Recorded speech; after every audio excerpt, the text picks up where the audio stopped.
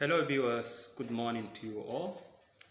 Uh, as usual, my name is Nasro Abdulhamid, and I know some of you will be wondering why English language today. I've decided to speak English language today. I don't know why, but looking at what I'm going to discuss about is very paramount to everybody. That's why I said, okay, I think it will be better if I use English medium to communicate with larger people. And what I'm going to talk about today is children education.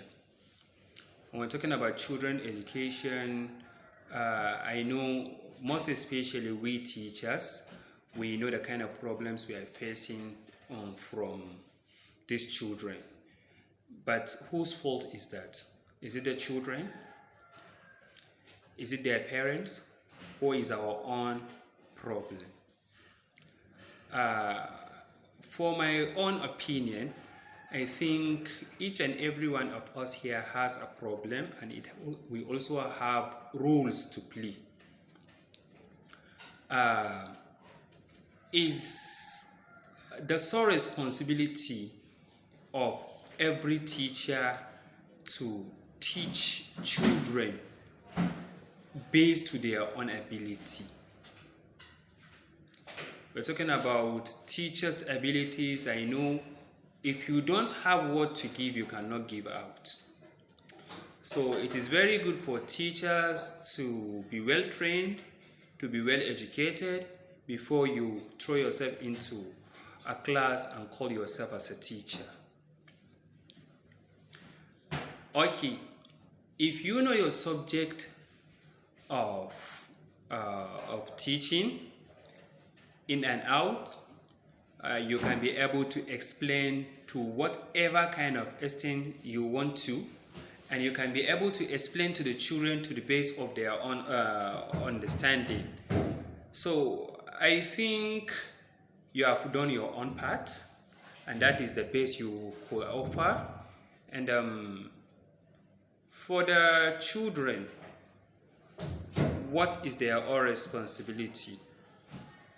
Their own responsibility is to pay maximum attention to whatever their teachers are teaching them at that particular time. Try to understand every single word that your teacher is using to communicate with you. If there is any word that you are missing, that is, that you are not able to understand what it connotes, I think you should not hesitate to ask your teacher, "Sir, ma, I'm not clear with this word, or can you use another word that can represent this word for better understanding?" I know that teacher, if he or she is a good teacher, will come back or use another word for you for your better understanding. When you pay maximum attention to whatever your teachers are teaching you, I know your teachers will not be angry with you, and they will always be ready, 100% ready to listen to whatever you are telling them, or whatever kind of question you throw to them, they will also respond. Children should always try to eat. Make sure parents play their own parts by giving their children enough food while coming to school to eat, so that a child will not be starving in a class, a child will not be dozing in the class, a child will not be complaining of hunger in the class, because a child that is hungry cannot be able to understand what the teacher is even teaching in the class. Yes, of course.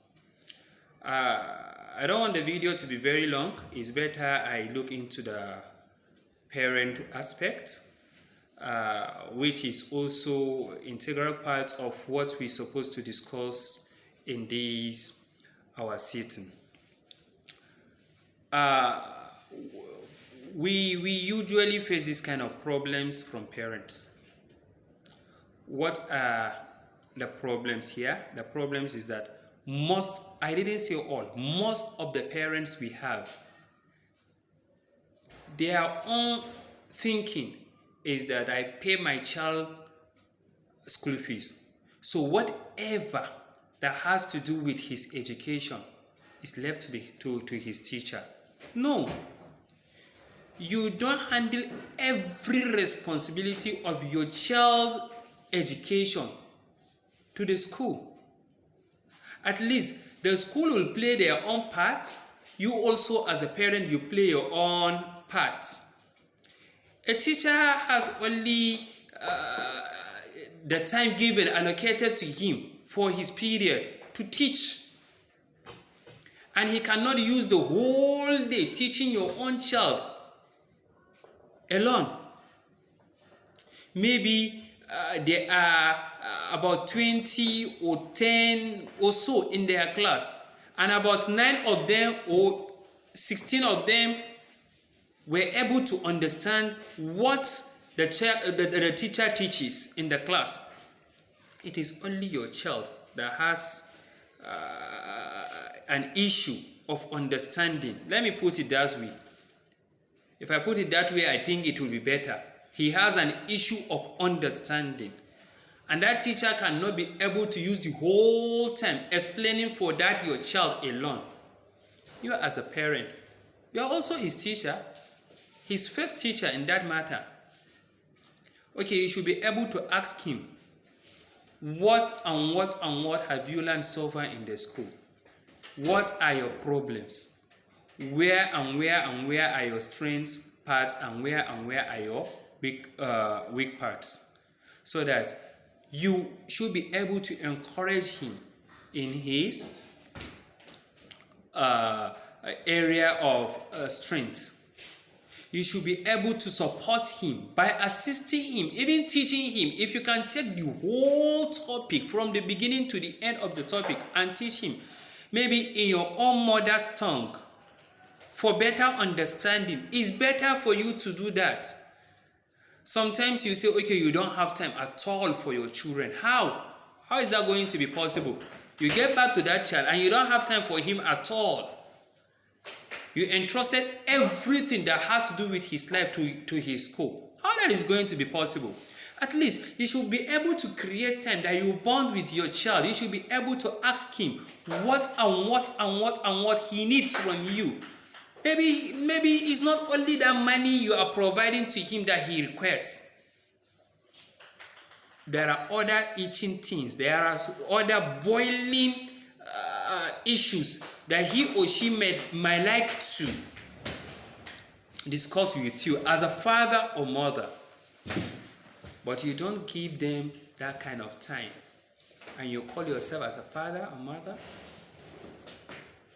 Sometimes we as teachers, we will be teaching these children, but by looking at some of them, you understand that some of them are going through a lot psychologically.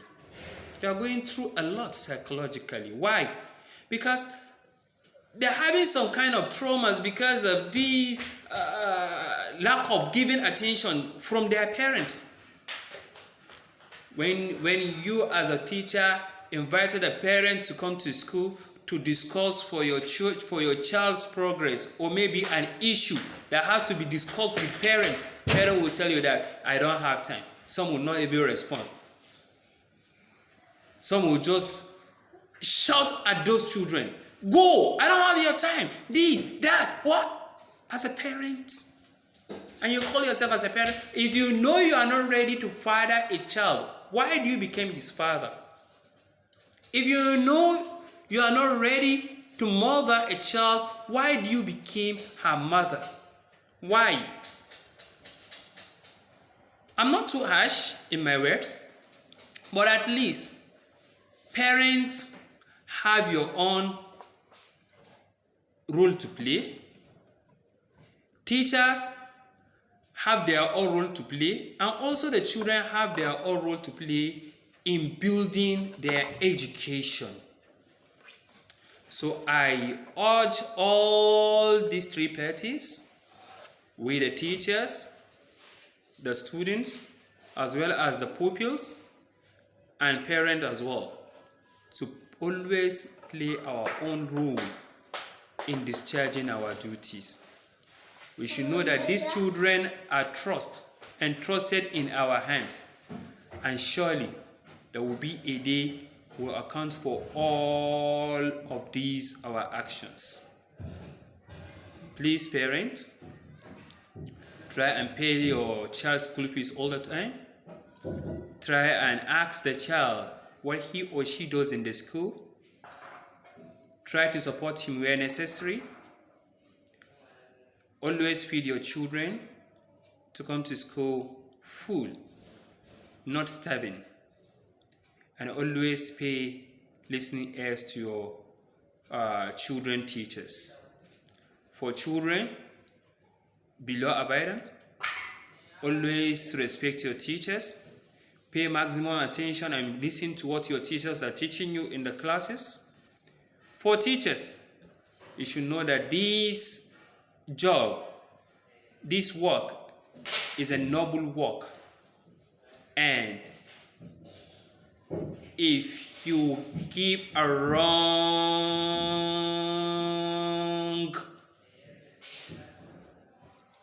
lesson,